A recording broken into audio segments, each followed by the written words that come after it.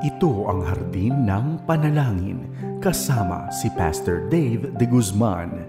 Magandang araw sa iyo kaibigan, kamusta ka na?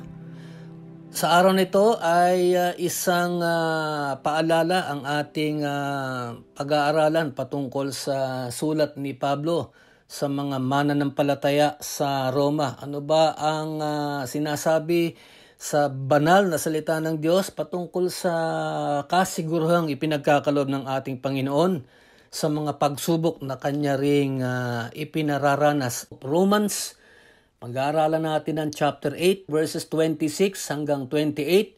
Sabi dito, all things work together for good to them that love the Lord.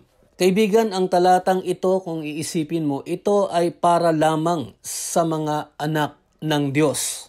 Hindi ito maaaring gamitin ng kapwa natin na wala pang relasyon kay Kristo. Ito ay primarily angkop sa mga tunay na sumasampalataya kay Kristo. Angkop sa anak ng Diyos, lalo na kung halimbawa siya ay may pinagdaraan ng matinding hamon o pagsubok sa kanyang buhay.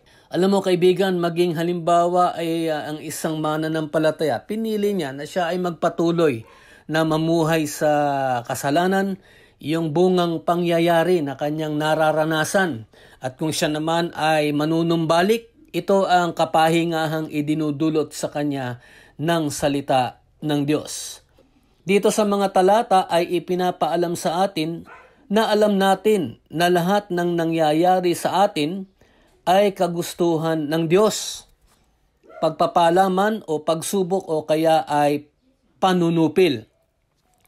Dito ay ang kapahayagan rin na ipagkakaloob sa atin ng Diyos ang lahat ng bagay para sa katuparan ng kanyang layon sa ating.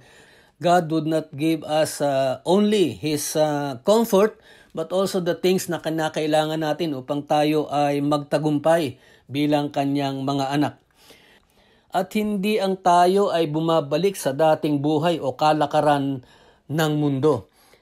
Kaibigan, nais ng ating Panginoong Hesus na tayo ay magtagumpay sa anumang pakikibaka at tanging pagpapasakop lamang sa banal na spirito ang paraan upang tayo ay magtagumpay. Malinaw sa mga talata na hindi tayo pababayaan at iiwanan ng Diyos.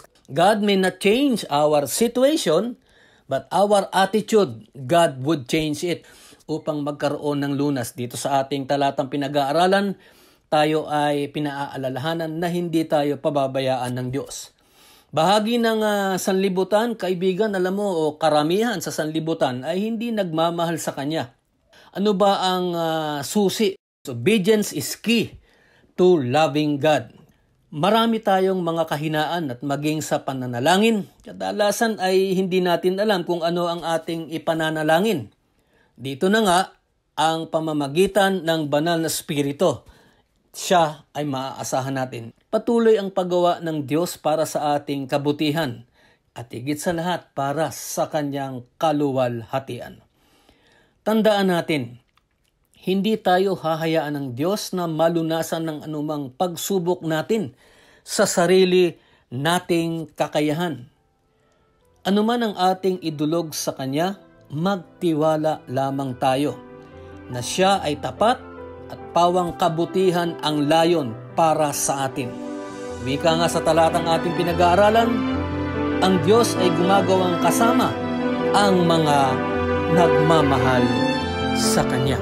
Ganda ang mga paalala dito sa ating programang Hardin ng Panalangin. Huwag mong kalilimutan, tandaan mo, simulan mo ang araw sa panalangin puspos at ito ay magtatapos na pinupuri mo ang Panginoong Diyos.